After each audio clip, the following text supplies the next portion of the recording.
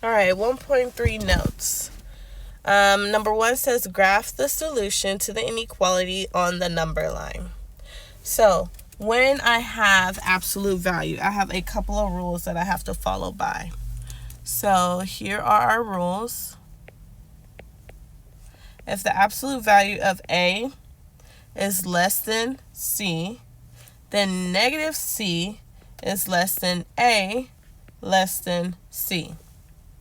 If the absolute value of A is less than or equal to C, then negative C is less than or equal to A and less than or equal to C. These are rules, things that you might want to add to your note card to use for your final exam.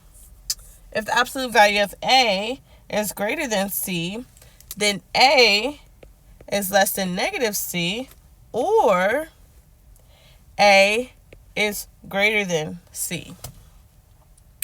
I have one more rule for you.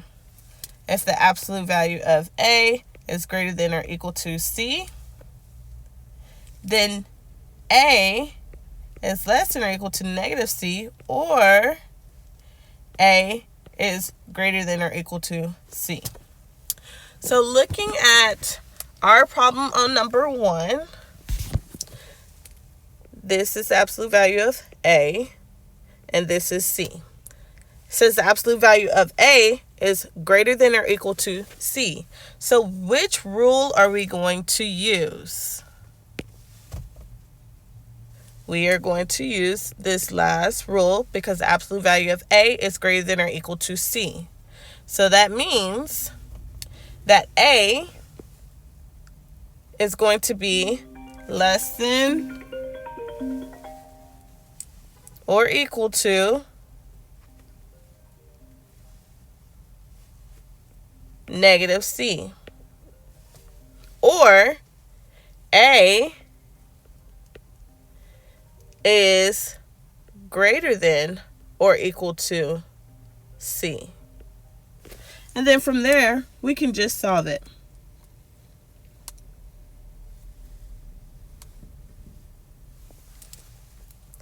Plus 3 here, plus 3 here.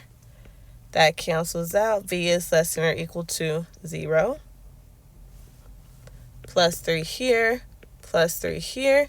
That cancels out. V is greater than or equal to 6. Now when I graph it, we have what's called an open circle, and that is for my less than and greater than inequalities. And I have a closed circle, and that's for my less than or equal to and greater than or equal to inequalities. If your inequality is less than, it's going to go to the left. If the inequality is greater than, it's going to go to the right. That makes sense because this is pointing to the left and this is pointing to the right. So let's graph the first one. It says V is less than or equal to 0. Well, I'm going to put a point on 0. And is it going to be an open circle or a closed circle? You're correct. It's a closed circle, and we're going to point to the left side.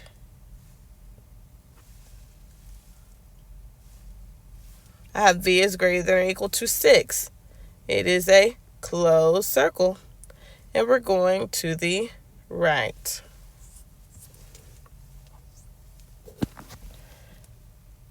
Number 2. We're going to use the same rules. But before we even start using those rules, let's go ahead and get the absolute value of A by itself. So I have 3 absolute value V plus 9.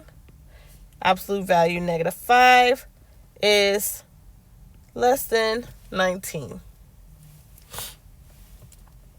In order to get this absolute value A by itself, I'm going to first move that negative 5 over. In order to do that, I'm going to add 5 to both sides.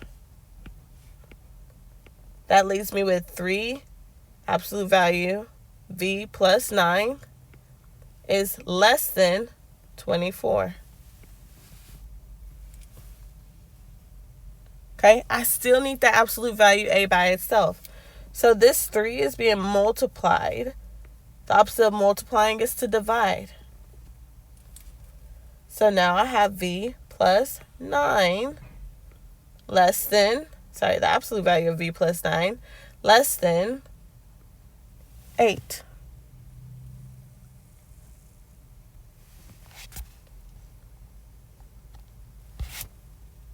Okay, so let's look at our rules. Now that I have the absolute value of a less than 8, I'm going to go see which rule I'm going to use. And it looks like I'm going to use that first rule because it says the absolute value of a is less than c. And that's what we have down here.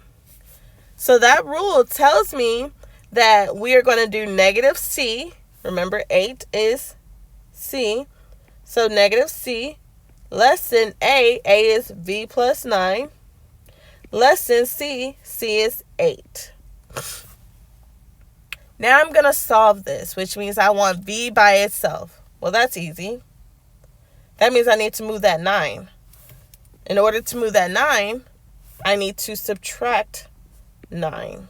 And 9 gets subtracted by everything.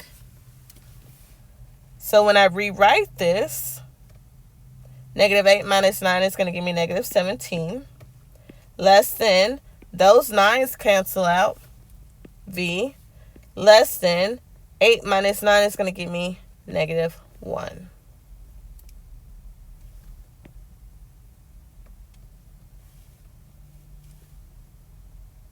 Let's go on to number 3. This one is our favorite. We talked about it in class. We revisited in class again. So what we're going to do, that x squared minus 11, I noticed that it's twice. And this problem says solving an equation that can be written in quadratic form. So since it's in quadratic form, I know I'm going to do ax squared plus bx plus c equals 0. But right now, I already know this formula right here can get a little cray-cray. So I'm going to change this x squared minus 11 to any variable I want to. In class, we did u. I think on a similar problem, we did k. So I don't know. Let's do b. Okay? So instead of x squared minus 11, we're going to change that to b. And I just chose b. You could have did k. You could have did t if you wanted to. So everywhere I see x squared minus 11, I am going to put b. So here we go.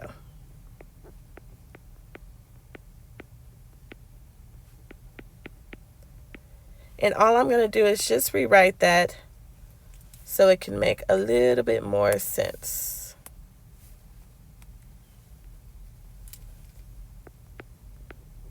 Okay.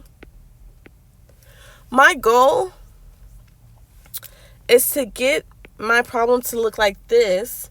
That way I can start doing my ABC method, the X puzzle, bringing things down, blase, blase. In order for it to look like this, I need it to equal 0. But if I need it to equal 0, what do I need to move? You're probably thinking that 25.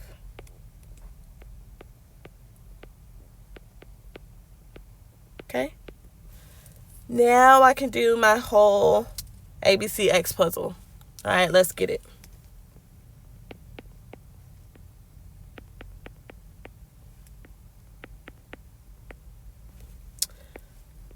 X puzzle. AC goes at the top.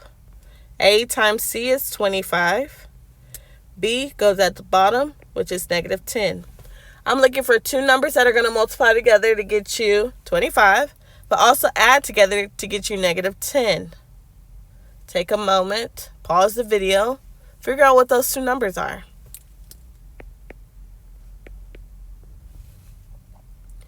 Now, I'm going to rewrite this problem right here, but that negative 10b gets split up to the negative 5s. Here we go. B squared minus 5b minus 5b plus 25. What do we do next?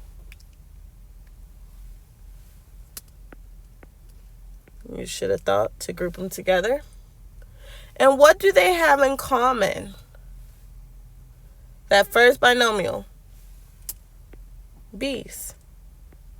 So that means b minus 5 is left over.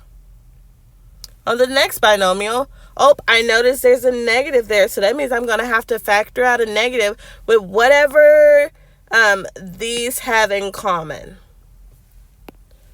So you're probably thinking negative 5 with b minus 5 left over.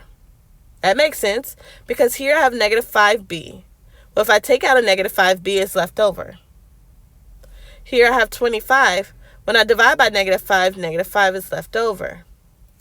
You have your twins. That means you did it correct. Very good. But then also you were going to take your GCFs and write them over here to the side. Am I done? No, we should have set these to equal 0, but I noticed there's 2 of them. Ooh, lucky us. I only have to do this once. So I know that b equals 5, but b isn't my final answer because b was x squared minus 11. So x squared minus 11 equals 5. And now I can finish this off and add 11 on both sides.